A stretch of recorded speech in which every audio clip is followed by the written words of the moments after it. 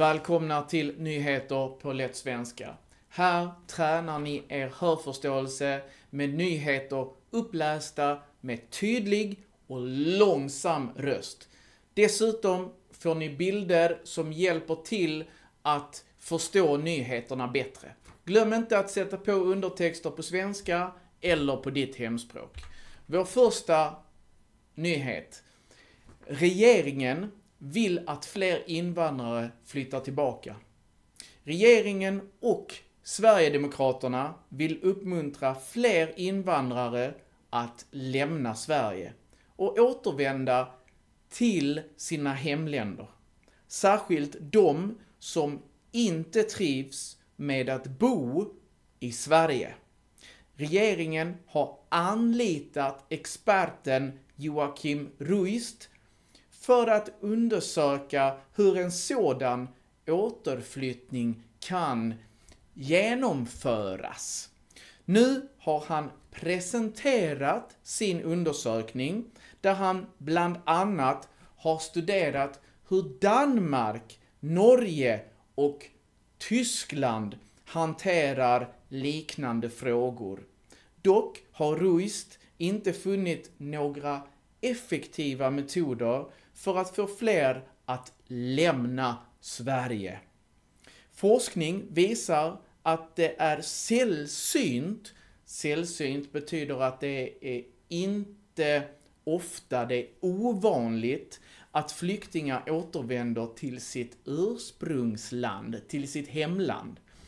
För närvarande kan de som lämnar Sverige få ett bidrag på 10 000 kronor.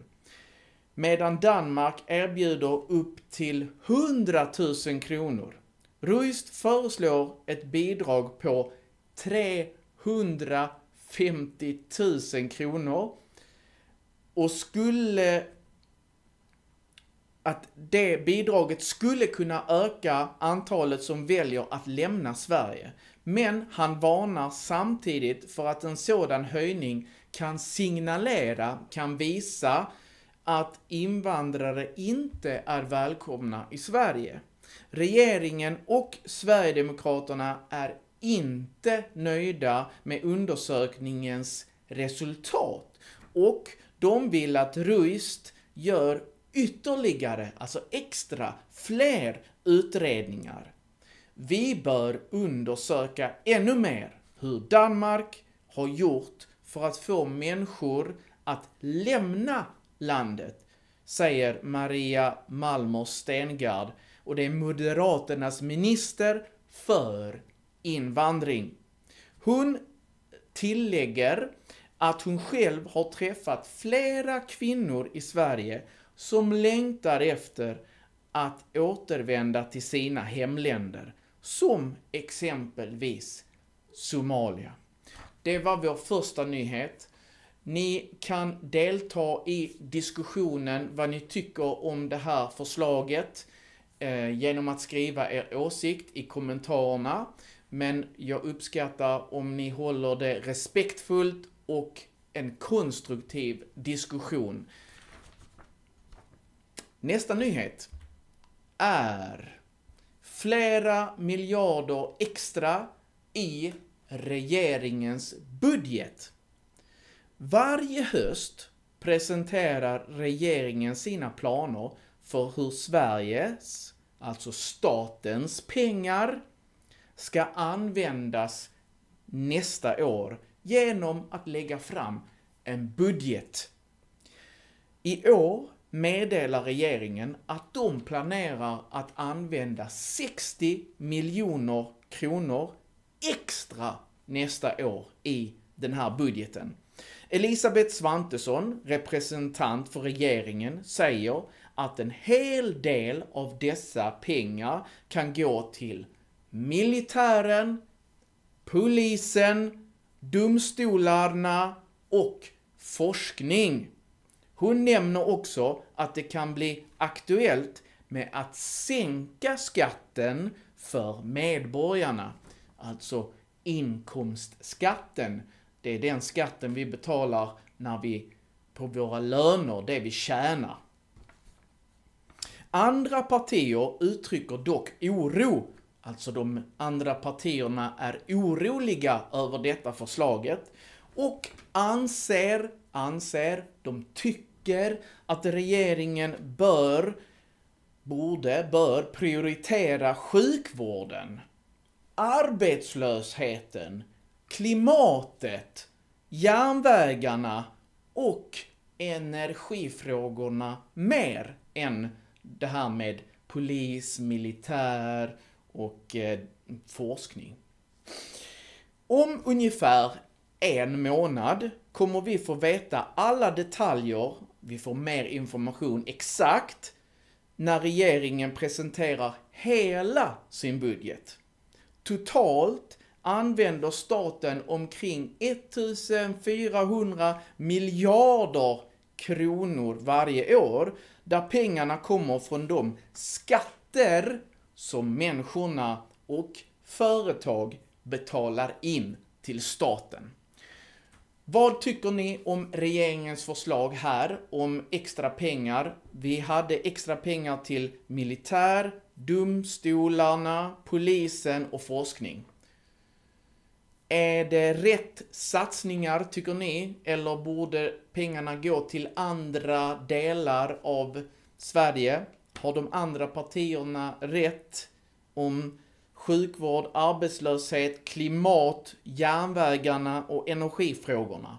Är de delarna viktigare än vad regeringen vill satsa på? Skriv er åsikt. Vi går vidare till dagens tredje nyhet. Jakten på björnar har börjat. Ni ser en björn, akta er för björnar. Men just den björnen ser väldigt snäll ut tycker jag. Den 21 augusti började årets björnjakt i Sverige. Jakt, man jagar, man skjuter. Under några veckor är det tillåtet att skjuta och döda björnar i vissa områden, i speciella områden. Bland annat i Värmland, Dalarna, Gävleborg, Norrbotten och Västerbotten. Hittills, alltså fram till nu, har 71 björnar skjutits enligt tidningen Svensk Jakt. Målet är att jägarna ska skjuta nästan 500 björnar i år. Det finns strikta regler, alltså väldigt hårda regler kring var och hur många björnar som får jagas. Och det är länsstyrelsen som bestämmer dessa regler. Under resten av året är björnarna skyddade av lagar och får inte dödas då de är fridlysta. Fridlysta betyder att man får inte döda de här djuren. Enligt Naturvårdsverket finns det omkring 2450 björnar i Sverige. Men antalet minskar eftersom jägarna tillåts skjuta flera hundra björnar varje år. Björnjakten har fått kritik från organisationer som arbetar för att skydda vilda djur. Har ni björnar i ert hemland? Vad tycker ni om att jaga björnar? Är det rätt att vi dödar de här djuren? Jag är intresserad av er åsikter. Vi går vidare till sista nyheten för idag. Det är ett nytt vulkanutbrott på Island. Det senaste året har vulkaner på Island haft flera utbrott. Och nu har ett sjätte, alltså nummer 6, ett sjätte utbrott börjat. Invånarna i staden Grindavik har blivit vana vid att behöva evakuera sina hem. Evakuera, det betyder att man måste resa bort, flytta, ta med alla de viktigaste sakerna och lämna sitt hem. Även många turister vid den kända Blå lagunen tvingades lämna området. Bara en halvtimme efter att området evakuerades eller evakuerats, började vulkanen att få sitt utbrott. Bilden visar hur lava och rök sprider sig från vulkanen, men även denna gång verkar situationen vara under kontroll, då vulkanen ser ut att lugna sig. Det är ofta så med vulkanutbrott på Island. De är inte allt för farliga.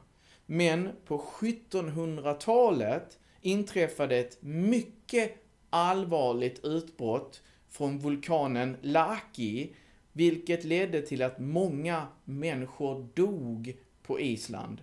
Då spred sig också stora mängder giftig gas över norra delen av jorden. Tack för att ni lyssnar på nyheter på lätt svenska. Jag önskar er en trevlig dag. Hej!